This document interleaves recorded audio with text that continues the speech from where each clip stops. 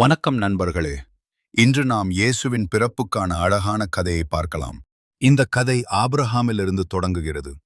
அவரின் சந்ததியில் பல தலைமுறைகள் வந்தன. அந்த சந்ததியில் ஒரு பெரிய ராஜா தாவீது.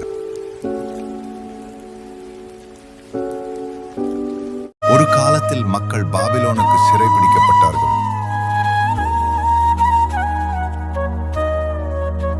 பின்னர் மரியாளும் யோசேப்பும் வந்தார்கள்.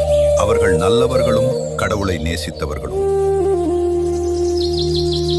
ஒரு நாள் தேவதூதன் மரியாளிடம் தோன்றி, நீ இயேசுவை பெறுவாய் என்றார். பிறகு பெத்லகேமில் இயேசு பிறந்தார்.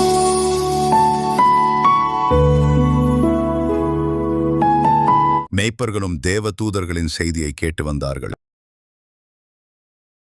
இவ்வாறு இயேசு உலகிற்கு வந்தார்.